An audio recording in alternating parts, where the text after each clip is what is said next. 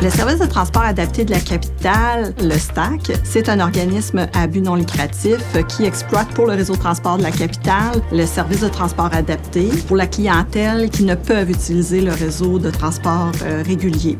Il y a une quinzaine d'employés qui sont attitrés à la réservation des services, au service à clientèle. Il y a une quinzaine de personnes qui sont des contrôleurs, qui font la répartition, ils mesurent la qualité, ils font la programmation et la planification des services. Il y a une demi-douzaine d'employés administratifs pour soutenir l'équipe opérationnelle.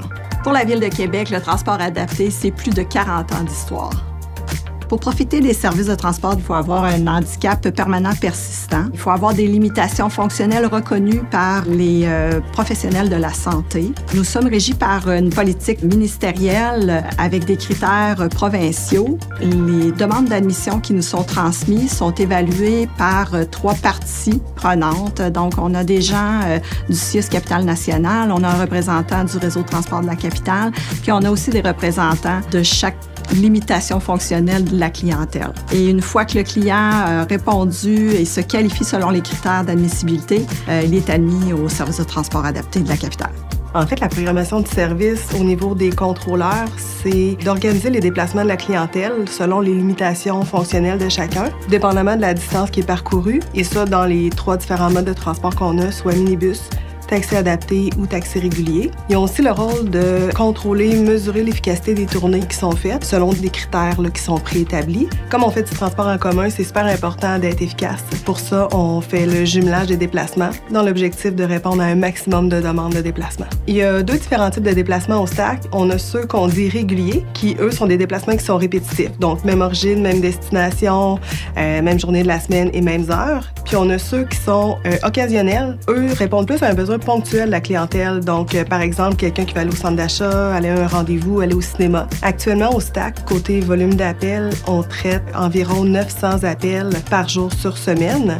Ça, c'est en plus des appels sortants pour la confirmation des déplacements. Malgré la pandémie, en 2021, on a procédé tout de même à 400 000 déplacements dans l'année. L'ensemble des chauffeurs doivent se conformer au rôle de responsabilité au travail du chauffeur. Donc, dans une première phase, le chauffeur se doit au besoin d'aider le client à embarquer dans le véhicule. Deuxièmement, il se doit également de valider s'il est attaché et au besoin de le faire lui-même.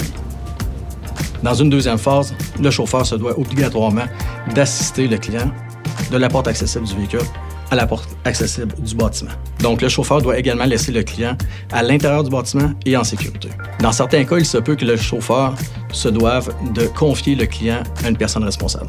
Donc, dernièrement, le chauffeur doit également respecter les heures planifiées dans sa tournée. Pour ce faire, l'ensemble des chauffeurs ont en leur possession une tablette électronique qui leur permet de suivre en temps réel leur tournée. Donc, malgré la norme de service qui permet à un client de rester 90 minutes à bord du véhicule, la moyenne de temps à bord par client est de 23 minutes cette année.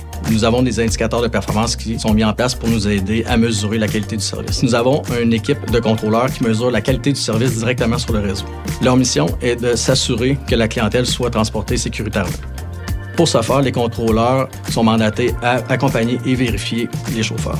L'assistance, les techniques d'attache et d'ancrage sont les principaux points vérifiés concernant la sécurité. Donc, les contrôleurs peuvent également intervenir en cas d'incident, accident ou désorganisation de la clientèle.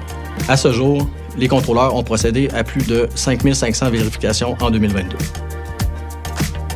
Les plaintes et commentaires sont traités directement ici au STAC. Donc, un client qui veut justement déposer une plainte ou un commentaire peut le faire en communiquant avec les agents du service à la clientèle sur les heures de bureau. Sinon, ils peuvent se rendre directement sur le site web dans l'onglet « Nous joindre ». Il est important de savoir que toutes les plaintes, tous les commentaires sont traités de façon confidentielle. Pour nous, c'est super important pour être en mesure d'améliorer notre service ou apporter des actions correctives pour mieux répondre aux besoins du client. Il existe un service d'accompagnement en mobilité intégrée qui permet à la clientèle du STAC de se familiariser avec l'ensemble des services du réseau de transport de la capitale. Le STAC, en collaboration avec le RTC, les milieux associatifs et sa clientèle, travaille présentement pour améliorer le service puis l'expérience client. C'est dans le fond le développement d'une nouvelle plateforme de réservation, une nouvelle génération, un appel vocal automatisé et une application mobile. L'ensemble de ces outils, on porte à croire que ça va permettre d'augmenter l'autonomie de notre clientèle pour procéder à la demande de réservation, suivre en temps réel leur véhicule et également gérer leur dossier client. Notre mission demeure la même, c'est d'offrir un service de qualité à notre clientèle qui est ponctuel, sécuritaire, fiable, le tout naturellement dans un environnement agréable et respectueux.